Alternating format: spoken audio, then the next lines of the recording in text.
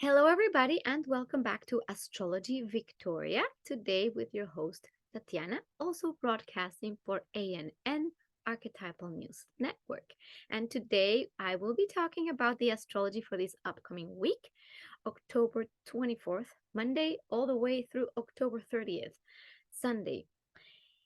And we have an eclipse. And I think I'm going to focus a lot on that portion of the astrology as much as an eclipse will. It's a point that will be developing in the next 6 months as a theme. It's like a marker, and that marker will tone the energy of the next 6 months. So I am going to share my presentation.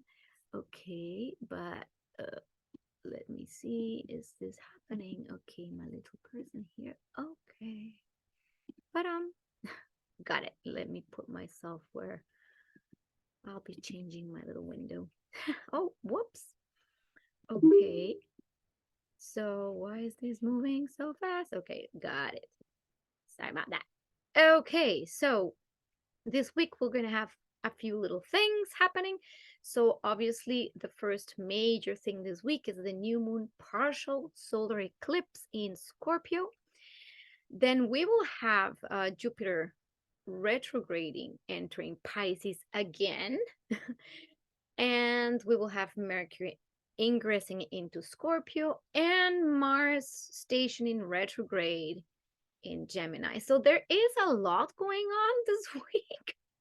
I'll try to keep it brief and at the same time be as helpful and detailed and concise as possible. So these are the main themes and our aspects for the week. We have a Sun conjunct Venus starting again, Venus in its superior conjunction as a star point, a place where Venus is supposed to be in its highlight, and yet with the eclipse we will be seeing a few things that might not be so graceful. We have Mercury trining Saturn, but that's like just the tail end, so maybe not so much for this week. We keep with our Mars square Neptune, which has been lagging on for a while and will keep for a while. So we have talked about this for many episodes already. If you would like to go back to previous weeks, I mentioned a lot about the Mars Neptune and the context, our general context of the Saturn square Uranus that we have also extensively been talking about. The new things that will come this way this week are Mercury trining Mars and Mercury squaring Pluto. So we will be talking about all these things and how this can be affecting the collective, how this can be affecting you personally, and what to do about it. That's actually the most important part for me, is to give you some pointers there. Okay, so eclipses. So what is an eclipse? Little for those who are not sure like how an eclipse looks like. In astrology, we take the earth as the central point from which we look at the sky, and then the stars and the planets move around the earth. This is a geocentric approach. Obviously, we know that it's not true that things move around the earth. We know that the earth usually orbits the sun. However, because we are on earth looking at our sky, this is kind of what it looks like. If the sun, it's like as if the sun were moving around the earth. You know, the sun rises on the east, moves and sets on the west, and then we kind of see this thing like the sun is moving. This line is called the ecliptic, and it's an imaginary pathway, basically. That's what it is. We do know that the moon moves around the earth like this. So the moon orbits the earth. Now, what happens is that the points where these two imaginary pathways meet, those are the lunar nodes that we have been talking about as well, or you probably know. And if you don't, well, now you know these are the new lunar nodes. Um, when the sun and the moon are either conjunct, so together near a node, or opposite when the sun is on one side and the moon is on the other side, but also near the nodes, this is what an eclipse is. So that's basic eclipse 101. And you can just Google that. I also mentioned the source where I got these images from, so you can also go there if you want more details. This particular eclipse is a solar eclipse, and it's partial, a partial solar eclipse, because it's not exactly conjunct the node. It's kind of a little bit further off. It's still considered an eclipse because some of the light will be blocked. So you see the sun, so the way this looks is when the moon, it's blocking the sun rays, so we from Earth is as if we couldn't see the sun because it's blocked. That's what the solar eclipse is. The moon interposes between the Earth and the sun, and then from the Earth we don't get the sun rays. So that is like physically, in a nutshell, what an eclipse is like. Now, what does an eclipse mean, and what has it meant in our psyche and throughout the ages? So eclipses were typically these moments in time where, let's say in ancient astrology, bad things would happen or bad omens. But we know in evolutionary astrology, we don't necessarily think as bad things happening, more like there is a shadow. That's why it's like when an eclipse happens, it's like the sun, which has, it's the highest level of consciousness and awareness, it's turned off, dark. So we are in the shadow. What happens if a planet is close to an eclipse? Well, that planet also turns off, as if all of its meaning and archetypal flow, it's not there. Like we take it out, doesn't exist. So that's what happens. And when the sun is eclipsed, it's almost as if our consciousness was like turned off. And sometimes when we're in the darkness, that's when the worst things can come up, worst behavior. So we can actually later, when the light turns on, see how to move forward and evolve. So it is almost like a contrast point. By contrast, we also know what to choose to evolve. So by turning off the consciousness and seeing maybe things that are not necessarily so fluffy and nice in our own internal world and also the external world. And usually eclipses are more like collective psyche movements that it could even move uh, earth events. It's at a bigger scale. And it might touch also, depending on where the path of the eclipse is, those places might be more impacted than others. So this doesn't mean everybody's gonna feel, oh, I'm feeling the eclipse energy so intense.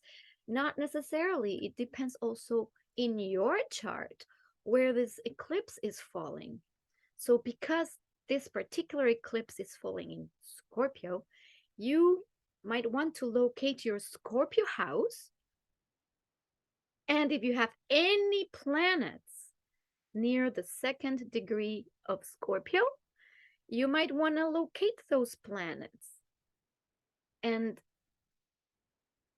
see in your own life what part of your existence is being called to release something very deeply and let go of something very deeply. In what area? So that depends on the house. So if the eclipse falls in your first house, it's something about your identity, your sense of self. If it's in the second house, it's about your values and your resources. If it's in the third house, and this is very nutshell, it's about your mental processes and your communication. It can also involve siblings and your your close connections and the way you process thinking or the way you communicate. If it's the fourth house, then it's something around the roots, your home, your family, and your lineage. If it's in the fifth house, it's about your creative self expression or even your children or the sense of joy, newness, and enjoyment and self expression. If it's in the sixth house, is your daily routines. It's the aspects of your life that are concerned with everyday tasks and chores. It could be work, but it could be also health as well, your body, health, routines, your daily life. Seventh house, if this falls there, it's your relationships, the close relationships with either associates or your spouse or very close people in your life. If it's in the eighth house, it could be something related to shared resources like money or investments. It could also be the depth of the deepest bonds you have with somebody that could grow up. It could be brought up. It could also be something related to trauma or traumatic events. So all the shadow side of the psyche, it's in the eighth house. Ninth house, anything having to do with belief systems, higher education, traveling, going somewhere, other cultures, wisdom, the acquisition of wisdom or beliefs. So it could be questioning those belief systems. In the 10th house is all about career, your life's direction, and what you do in the world, and how you find meaning in doing something in the world or are seen as an authority in the world. So, whatever gives meaning to you that you give to the world, that's your 10th house. The 11th house, if this eclipse falls there, will be affecting then uh, maybe the larger community, your circle of friends, um, any involvement you may have with humanitarian or more the broad human family. Again, friendships, groups of friends, and things like that. And then the 12th house, the mystery house. Well, this could mean that you are releasing things from even past existences. If you do believe in reincarnation, it could be past lives, or it could be something related to lineage and maybe traumatic events um, that happen even in places you cannot even access consciously, and something might be brought up that way. And I will talk about this 12th house eclipse because it's my personal house. So I can give you a perspective on that, and I'll give a little bit of an insight. Okay, so this is in a nutshell how to locate where is Scorpio in which house, and that's the area of life I would recommend you look at for this eclipse. So moving on. So this is our eclipse chart.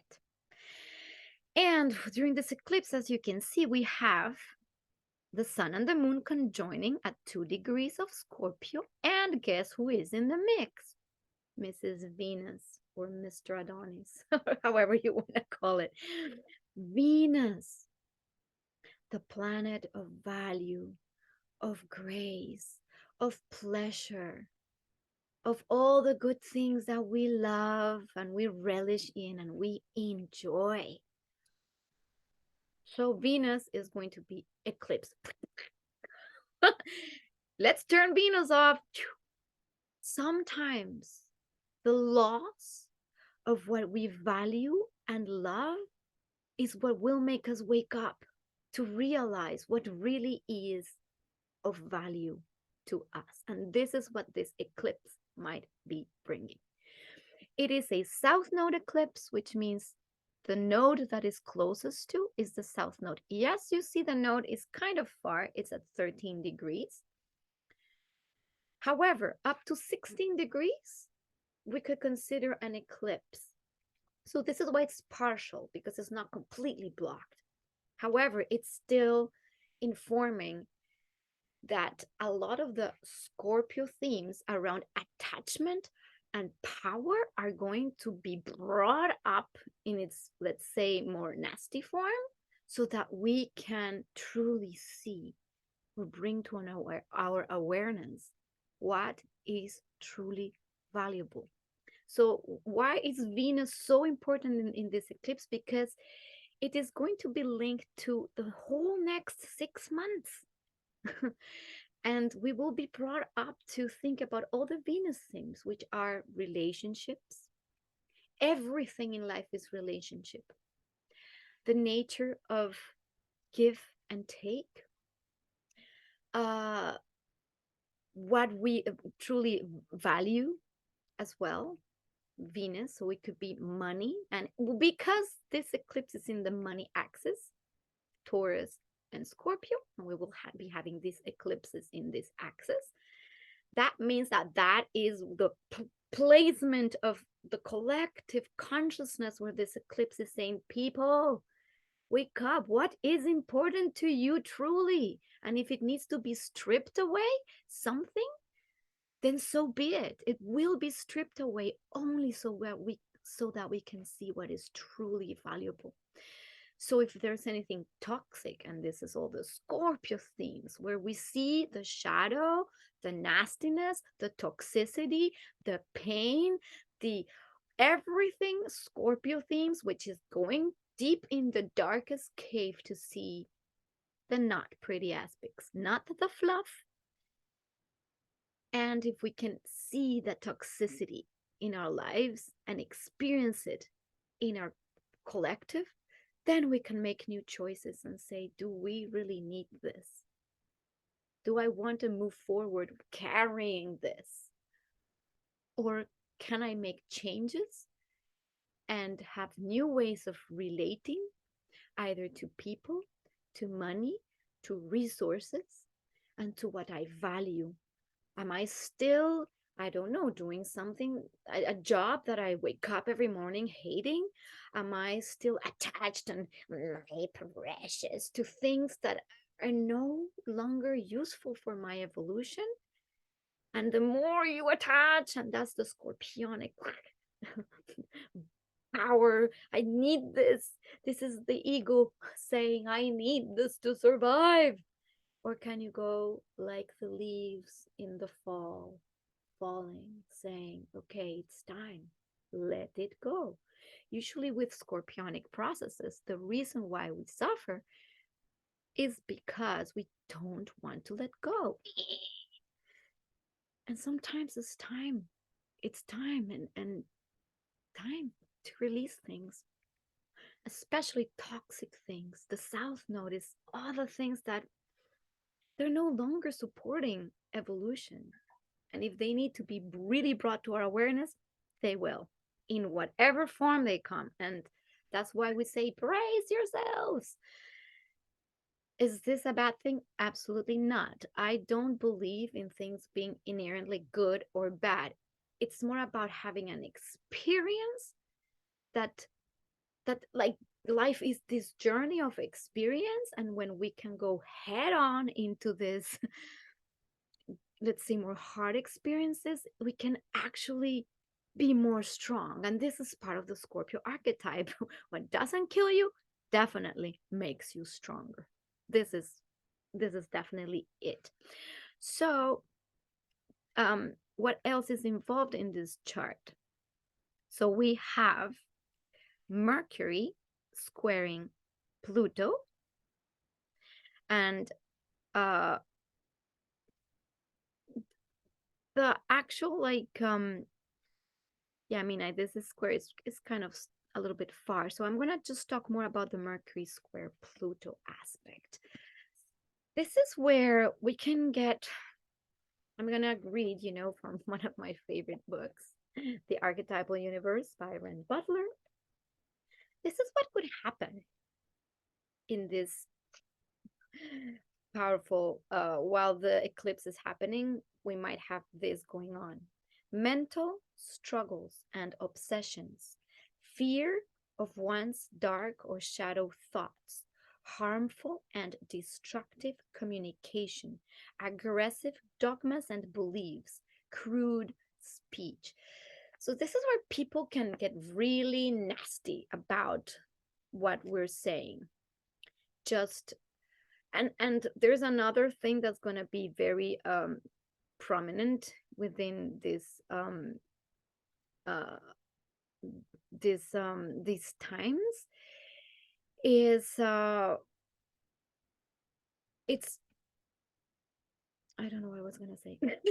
Anyway, I lost the thought. It will come back. So anyway, this is where we can get obsessive and fearful for nothing. Maybe we hear something and then there's this like uh collective fear, and then our thoughts run wild, and then we might be very also scared of, like, we can have like obsessions about something, and then it's when you have that constant mental obsession that is destructive in nature. So in this respect, my invitation is to observe the thoughts. Observe them. Don't give power to your thoughts. If they are destructive, look at why you're having these destructive thoughts. Where are they coming from? If you feel triggers that are really deep, somebody triggers you deeply with something they say or do, get into that trigger and feel it. Feel the trigger and then go and say, why am I feeling this? Where is this coming from? And is this legitimate? The other thing that just comes to mind is, don't make assumptions. And this is from the Four Agreements. I don't know if you've read that book, The Four Agreements, but one of the agreement is, don't make assumptions. Because when we make assumptions, that's when the obsessions start happening. And they did this because this, and they don't like me because this, and I'm being rejected because this, and I'm feeling bad, and they did this, and da da da da da da da da da. And then that self-talk can be extremely destructive. Also, conspiracies about this or that, fear mongering, the media, all of that that's happening, guess what? It's all in a mental field.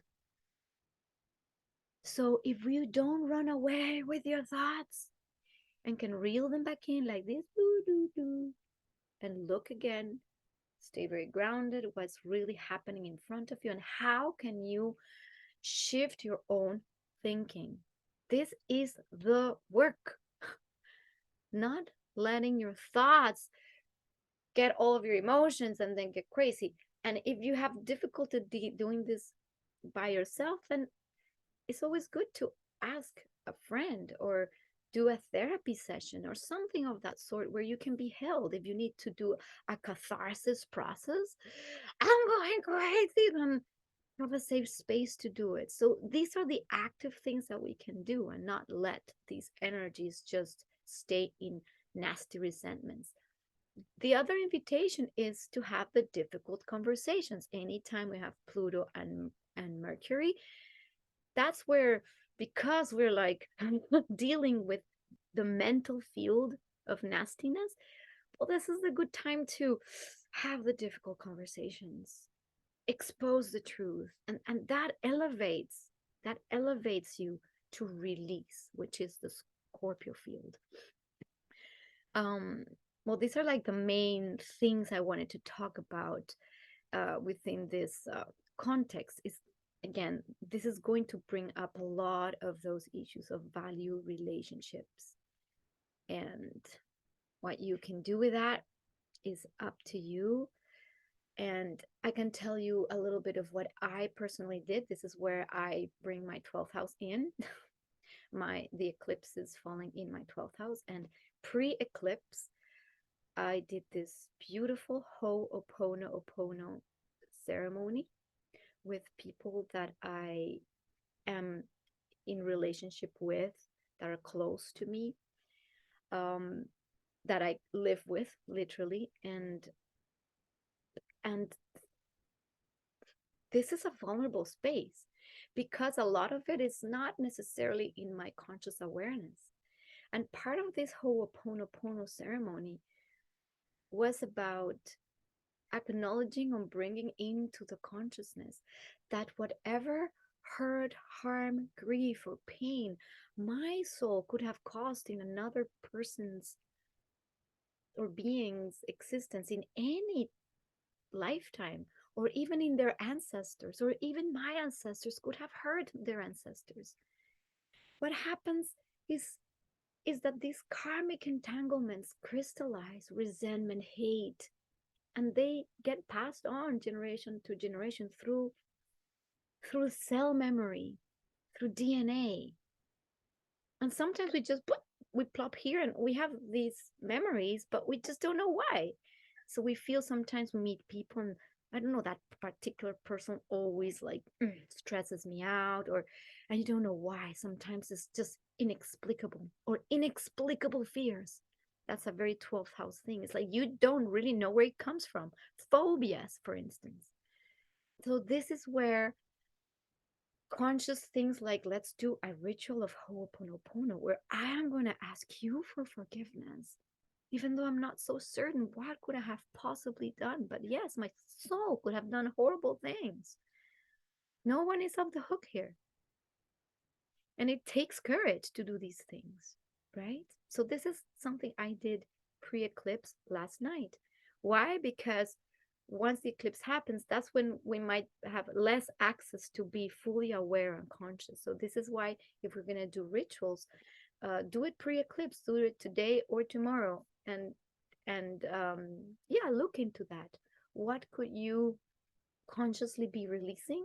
Look at the house where Scorpio is and say, yes, I've had these behaviors, attachments, triggers, the need to control, power.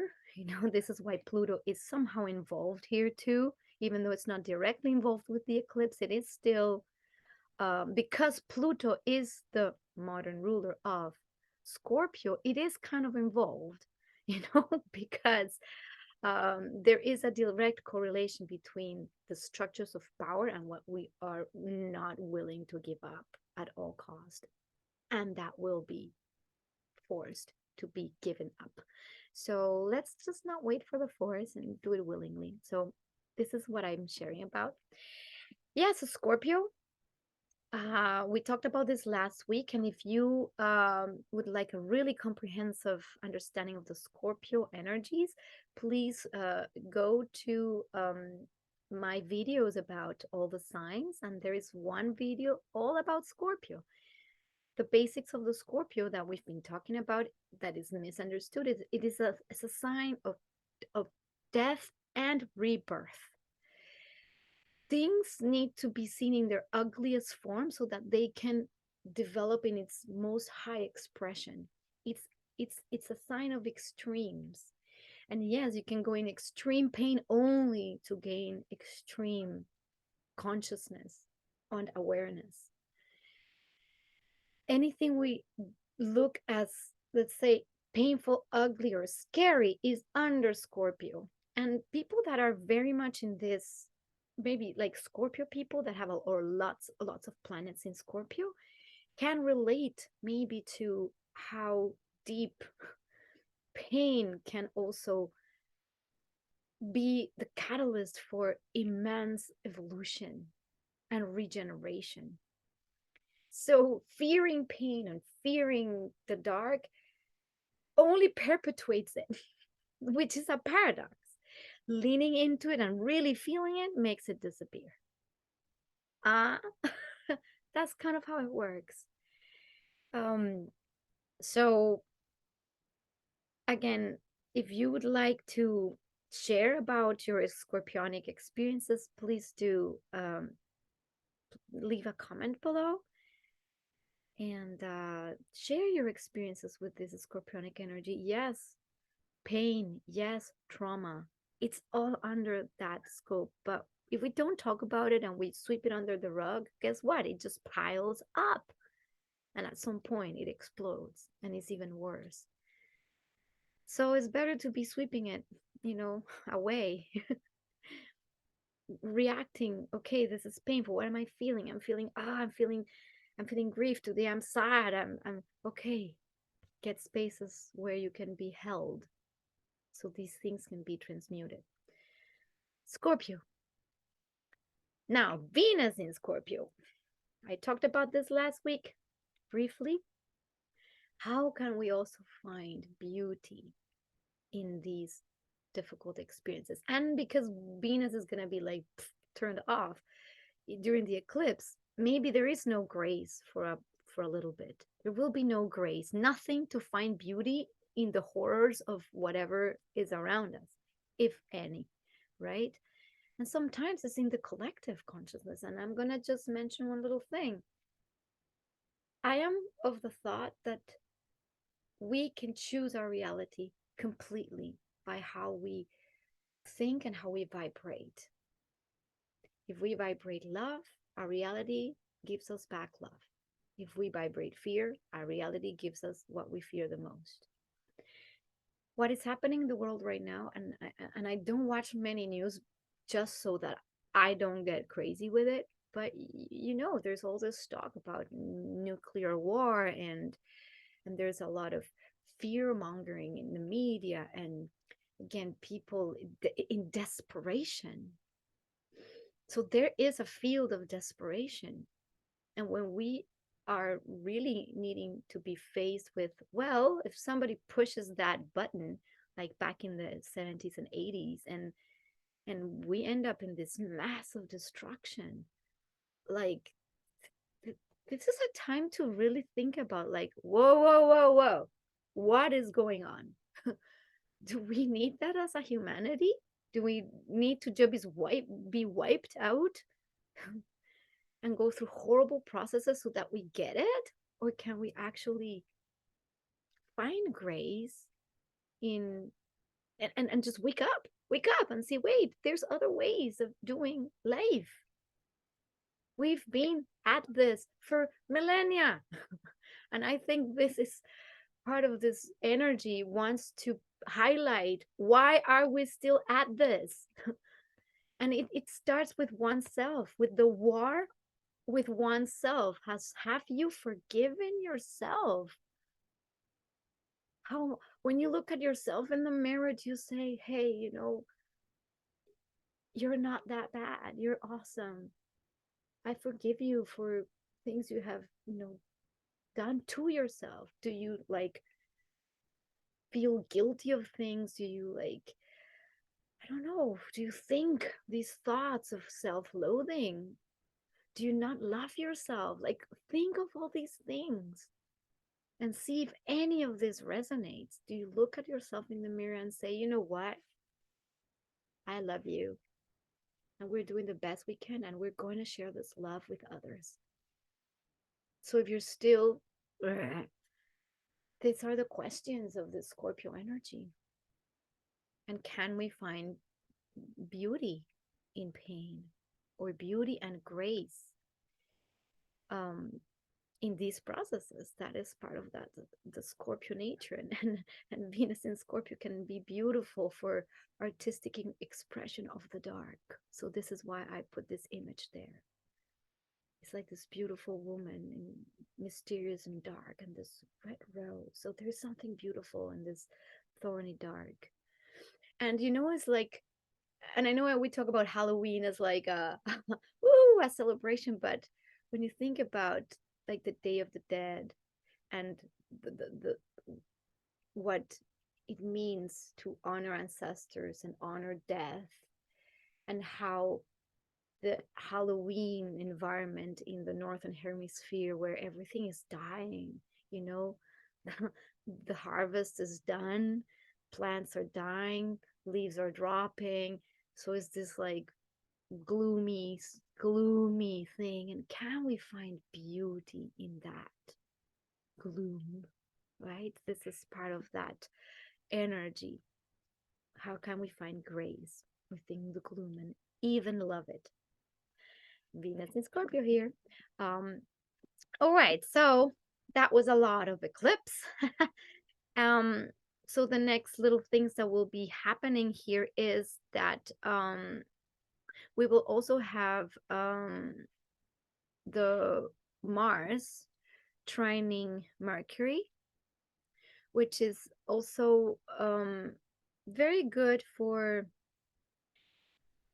for acting on also what we say and what we do. And the Mars Mercury gives us a capacity to really think things through and be active and be direct with our speech, direct with be concise, precise, and assertive, to the point, straight to the point. That's a lot of the Mars Mercury. It's not like wandering around, it's straight to the point, it's assertive, gets things done. um Something about um Mars retrograde now. Let's talk about Mars stationing retrograde, because Mars will station retrograde. It will start its retrograde motion on October 30th. So when a planet stations, it amplifies its meaning.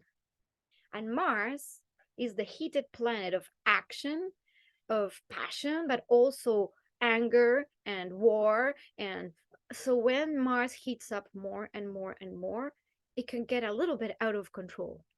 So during these days where Mars is also going to start its retrograde motion, and during the station it's going to amplify, this is where we can get triggered really easily. And because we have that Pluto um square Mercury, this is where we're just gonna say the nasty thing and the blame games and rah rah rah. So, how can we avoid that? Deep breaths and go back to the four agreements. No, don't make any assumptions. That's one of them. Do I have them all in my head right now? Not off the top of my head. Um, be impeccable with your words, right? Impeccable with your words. Um, don't make assumptions. Well, I'm just gonna look them up just because um for agreements. I didn't prepare this, but this is coming into my field of awareness, so I feel like I need to take to say these things. So be impeccable with your words.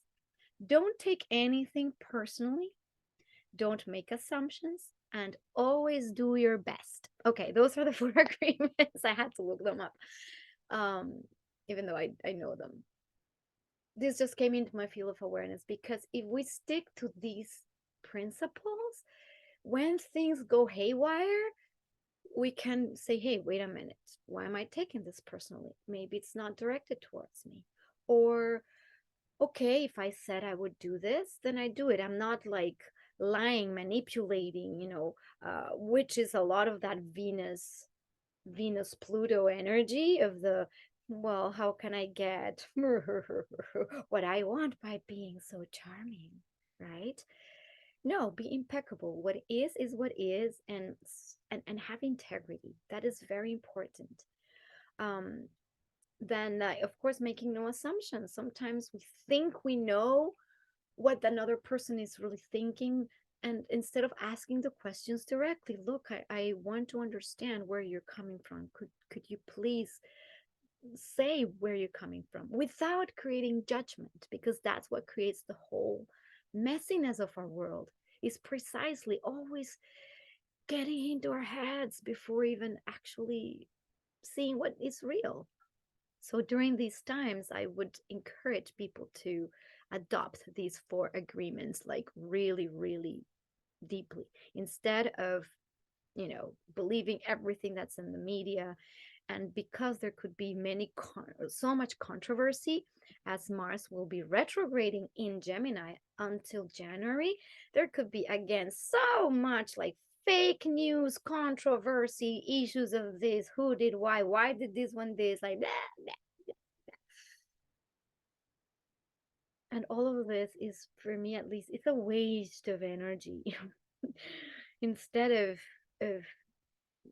just sticking to what is valuable to you, and and speaking your truth without blame, judgment, or even expectation of anybody else needing to be the way you want them or need them to be. Can we be that, that, let's say, compassionate?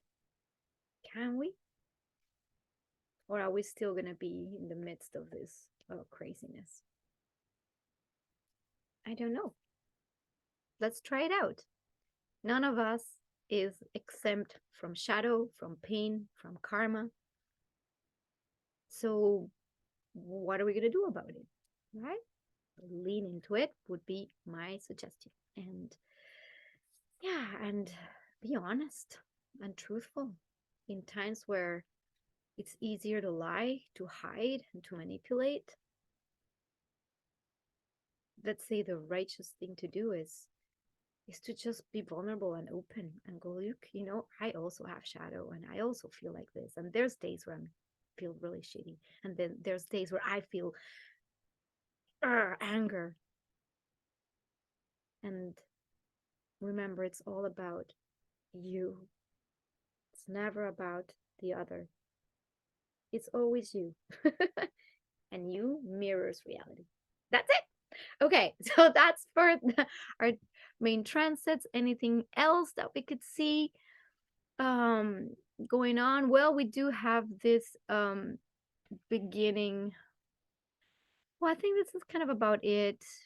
It's this is about it because we will be talking about this trine to Saturn next week. Mars uh trine Saturn. As Mars retrogrades, it will be trining Saturn again, and we will have more of this like slow and steady pace. Um, yeah, so this is where I'm gonna leave you today. Basically, let's stop the share, and I'm back to you. Um, please feel free to share, like, subscribe this if you like this video. If you think this is helpful in any way, shape, or form. I know I extended a lot in the details of stuff, and please let me know if you feel these videos are way too long. I will start making them more concise. I just feel that a lot of the flow of consciousness that comes through, it's important, and whatever you take, and when what you don't take, don't take. Okay, I'll see you next week in a new episode of our Astro Weather, and see you. Blessings. Have a very nice, peaceful week.